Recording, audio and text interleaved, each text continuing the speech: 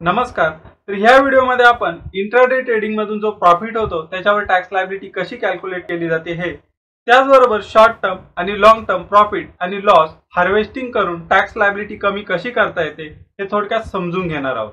Income tax return file करताना आपल्याला intraday trading मधून जे प्रॉफिट होतं ते प्रॉफिट आपल्याला इन्कम फ्रॉम बिझनेस प्रोफेशन म्हणून दाखवावं लागेल।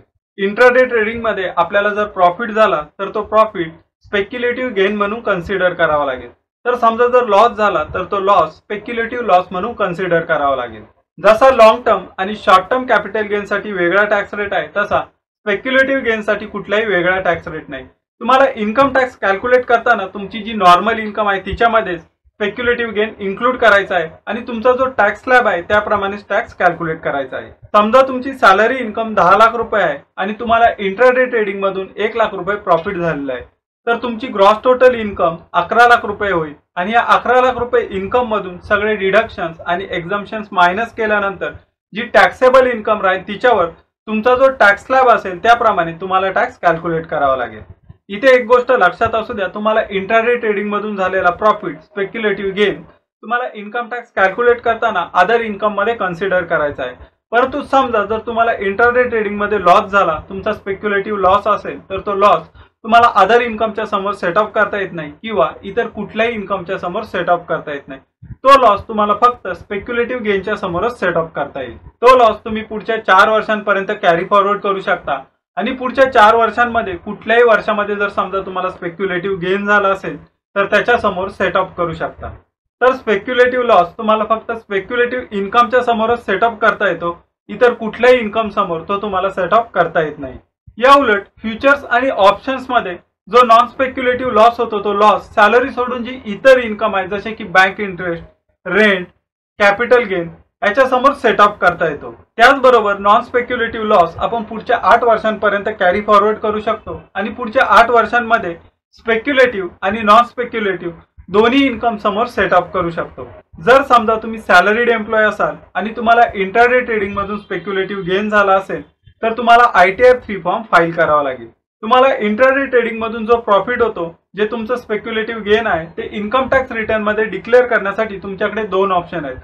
समजा तुमचा वर्षाचा टर्नओव्हर 2 करोड पेक्षा कमी असेल तर तुमचा वर्षाचा जो टर्नओव्हर असेल त्याच्या मिनिमम 6% अमाउंट तुम्हाला स्पेक्युलेटिव्ह गेन म्हणून डिक्लेअर करायची आहे, किंवा तुमचा जो वर्षाचा टर्नओव्हर आहे त्याच्यामधून तुमचे जे खर्च आहेत जसे की ऑफिस रेंट, इलेक्ट्रिसिटी, इंटरनेट हे खर्च मायनस केल्यानंतर जी अमाउंट राहील ती अमाउंट तुम्हाला स्पेक्युलेटिव्ह गेन म्हणून डिक्लेअर करता येईल। आता नक्कीच तुमचा पुढचा प्रश्न असेल, टर्नओव्हर म्हणजे काय आणि टर्नओव्हर कसा कॅल्क्युलेट केला जातो। समजा काल तुम्ही अपोलो टायर्स आणि HDFC बँकेच्या शेअर्स मध्ये इंट्राडे ट्रेड केला होता। तुम्हाला अपोलो टायर्सच्या शेअर्स मध्ये 10,000 रुपये प्रॉफिट झाला होता, तर HDFC बँकेच्या शेअर्स मध्ये 5,000 रुपये प्रॉफिट झाला होता। आज तुम्ही परत ACC लिमिटेडच्या शेअर्स मध्ये इंट्राडे ट्रेड केलेला आहे आणि तुम्हाला ACC लिमिटेडच्या शेअर्स मध्ये आज 4,000 रुपये लॉस झालेला आहे।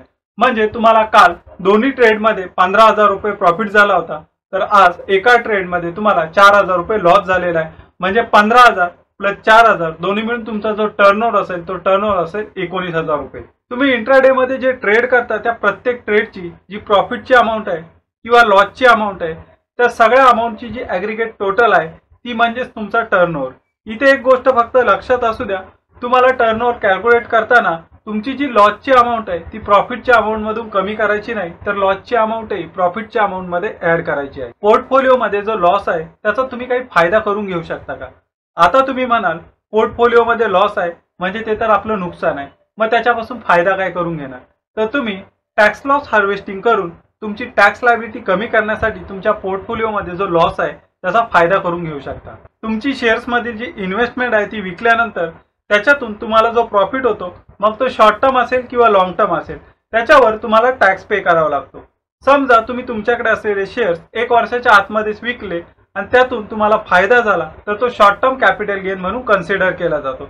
समजा तुम्ही तुमच्याकडे असलेले शेअर्स 1 वर्षाच्या नंतर विकले आणि त्याच्यातून तुम्हाला फायदा झाला तर तो लॉंग टर्म कॅपिटल गेन म्हणून कन्सिडर केला जातो। समजा तुमची लॉंग टर्म कॅपिटल गेनची अमाऊंट 1 लाख रुपये किंवा त्यापेक्षा कमी असेल तर तुम्हाला कुठलाही टॅक्स पे करायची गरज नाही। परंतु समजा तुमची लॉंग टर्म कॅपिटल गेनची अमाऊंट 1 लाख रुपयांपेक्षा जास्त असेल तर तुम्हाला तुमची जी लॉंग टर्म कॅपिटल गेनची अमाऊंट आहे तिच्यामधून 1,00,000 रुपये मायनस केल्यानंतर जी अमाऊंट राहील तिच्यावर 10% long term capital gain tax pay करावा लागेल। तर शॉर्ट टर्म कॅपिटल गेन साठी कुठलाही डिडक्शन नाही। तुमची जी शॉर्ट टर्म कॅपिटल गेनची अमाऊंट आहे तिच्यावर तुम्हाला 15% short term capital gain tax pay करावा लागेल। लॉंग टर्म कॅपिटल लॉस तुम्ही फक्त लॉंग टर्म कॅपिटल गेनच्या समोरच सेट ऑफ करू शकता, परंतु शॉर्ट टर्म कॅपिटल लॉस तुम्ही शॉर्ट टर्म कॅपिटल गेन आणि लॉंग टर्म कॅपिटल गेन दोघांच्या समोरही सेट ऑफ करू शकता। आता आपण प्रॉफिट हार्वेस्टिंग करून टॅक्स कसा वाचू शकतो हे समजून घेऊया। आता आपण उदाहरणाने समजून घेऊया। समजा आपण टायटनचे शेअर्स परचेस केलेले आहेत। ह्या शेअरच्या किमतीमध्ये 2 वर्षांमध्ये 20% वाढ होईल असं आपण टार्गेट ठेवलेलं आहे। इथे आपण टायटनचे शेअर्स फक्त उदाहरणासाठी म्हणून घेतले आहेत। समजा आपण 1 एप्रिल 2020 ला 10,00,000 रुपयांचे शेअर्स परचेस केले होते। 2 वर्षांनंतर आपण जे टार्गेट ठेवलं होतं त्याप्रमाणे शेअरच्या किमतीमध्ये 20% एवढी वाढ झालेली आहे। 2 मे 2022 ला आपण आपल्याकडे असलेले सगळे शेअर्स 12,00,000 रुपयांना विकले आहेत आणि त्यातून आपल्याला 2,00,000 रुपये लॉंग टर्म कॅपिटल गेन झालेलं आहे। आता लॉंग टर्म कॅपिटल गेनवर जे डिडक्शन आहे 1,00,000 रुपयांचं ते मायनस केल्यानंतर जी आपली लॉंग टर्म कॅपिटल गेनची टॅक्सेबल अमाऊंट राहते ती आहे 1,00,000 रुपये आणि तिच्यावर 10%च्या हिशोबाने जो टॅक्स येईल तो असेल 10,000 रुपये। आता आपण असं समजूयात शेअरच्या किमतीमध्ये 1 वर्षानंतर 10% एवढी वाढ झाली होती। 2 वर्षानंतर शेअर्स विकायच्या ऐवजी 1 वर्षानंतर जेव्हा शेअरच्या किमतीमध्ये 10% एवढी वाढ झाली त्याच वेळेला 2 मे 2021 ला आपण सगळे शेअर्स 11,00,000 रुपयांना विकले। त्याच दिवशी सेम डेला आपण परत 11,00,000 रुपयांचे तेवढेच शेअर्स विकत घेतले आणि परत 1 वर्ष कंप्लीट झाल्यानंतर 2 मे 2022 ला आपण ते सगळे शेअर्स 12,00,000 रुपयांना विकले। तर यामधून आपल्याला किती कॅपिटल गेन होईल आणि त्यावर टॅक्स किती आहे ते आता आपण कॅल्क्युलेट करून पाहूया। आपण 1 एप्रिल 2020 ला 10,00,000 रुपयांना शेअर्स परचेस केले होते आणि 2 मे 2021 ला 11,00,000 रुपयांना शेअर्स विकले। यामधून 11,00,000 वजा 10,00,000 आपल्याला जो गेन झालेला आहे तो आहे 1,00,000 रुपये। आपण शेअर्स 2 मे 2021 ला विकले आणि परचेस केले होते 1 एप्रिल 2020 ला, म्हणजे 1 वर्षांपेक्षा जास्त वेळ झालेला आहे, म्हणजेच हे लॉंग टर्म कॅपिटल गेन आहे। आता लॉंग टर्म कॅपिटल गेनवर आपल्याला 1,00,000 रुपयांचं डिडक्शन मिळतं। आपलं जे गेन आहे ते 1,00,000 रुपये आहे, त्यावर आपल्याला 1,00,000 रुपये डिडक्शन मिळाले आहे, म्हणजे जे आपलं टॅक्सेबल गेन आहे ते 0 आहे आणि आपल्याला कुठलाही टॅक्स येणार नाही। त्यानंतर 2 मे 2021 लाच आपण आपल्याला शेअर्स विकून जी 11,00,000 रुपये अमाऊंट आली होती ती अमाऊंट परत त्याच शेअर्स मध्ये इन्व्हेस्ट केली आणि 2 मे 2022 ला आपण तेच शेअर्स 12,00,000 रुपयांना विकले आणि त्यातून आपल्याला जो गेन झालेला आहे तो आहे 1,00,000 रुपये।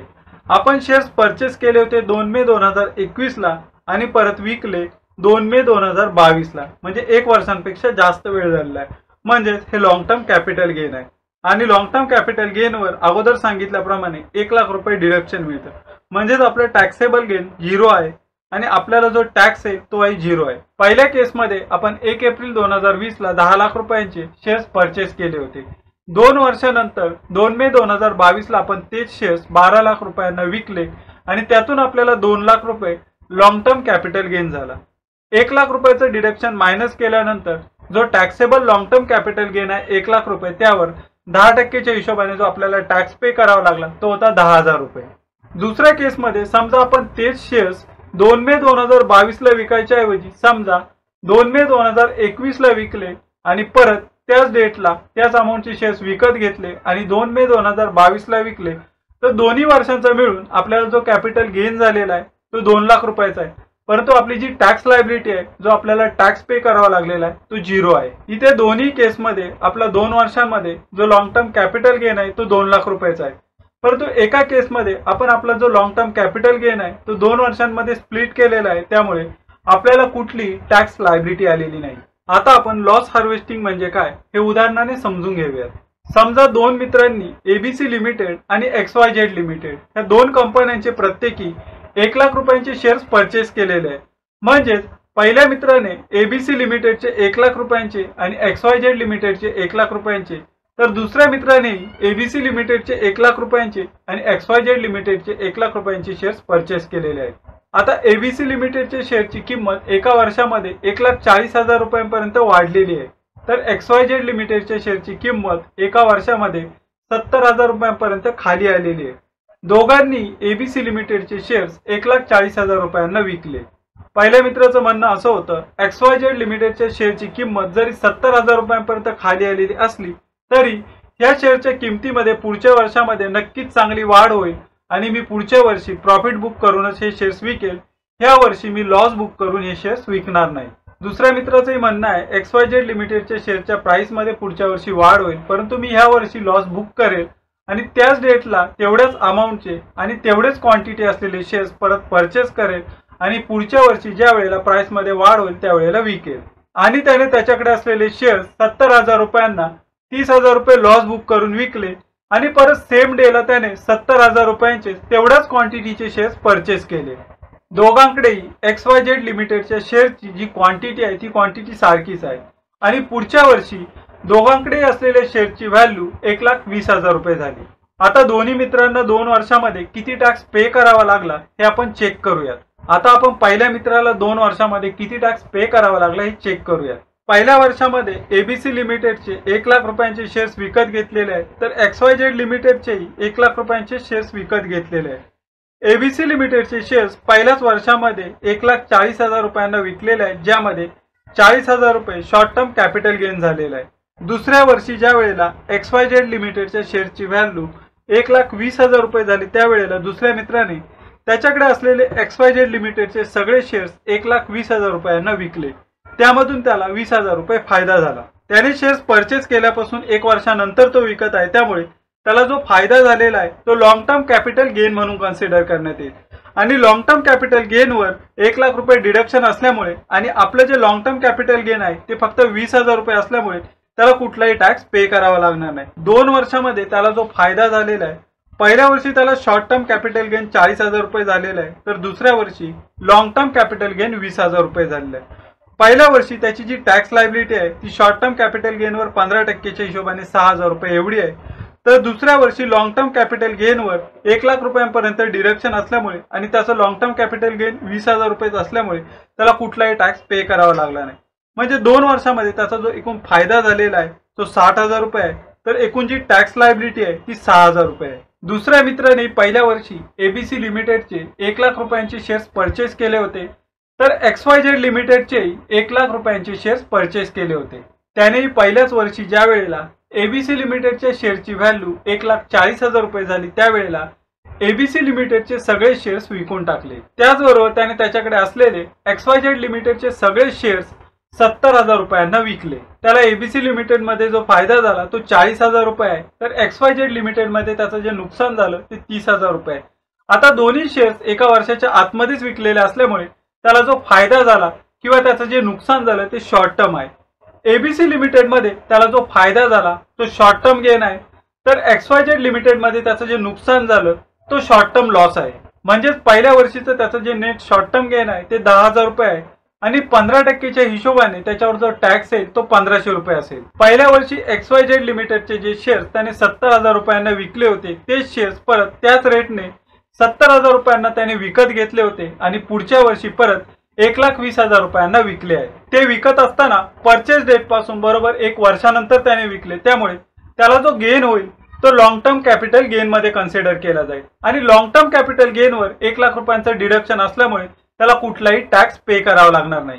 दुसऱ्या मित्राला पहिल्या वर्षी 10,000 रुपये शॉर्ट टर्म कॅपिटल गेन झालेला आहे, तर दुसऱ्या वर्षी 50,000 रुपये लॉंग टर्म कॅपिटल गेन झालेला आहे. पहिल्या वर्षी त्याचं जे net short term capital gain आहे 10,000 रुपये, त्याच्यावर 15%च्या हिशोबाने त्याची जी टॅक्स लायबिलिटी आहे ती आहे 1,500 रुपये, तर दुसऱ्या वर्षी त्याला कुठलाही टॅक्स पे करावा लागणार नाही. म्हणजे दोन्ही वर्षाची मिळून त्याची जी टोटल टॅक्स लायबिलिटी आहे ती आहे 1,500 रुपये. दोन्ही मित्रांना दोन्ही इन्व्हेस्टमेंट मधून 2 वर्षामध्ये जो फायदा झालेला आहे तो सारखाच आहे 60,000 रुपये, परंतु दोघांनी 2 वर्षामध्ये जो टॅक्स पे केलेला आहे तो वेगळा आहे. पहिल्या मित्राने 6,000 रुपये टॅक्स पे केलेला आहे, तर दुसऱ्या मित्राने 1,500 रुपये टॅक्स पे केलेला आहे.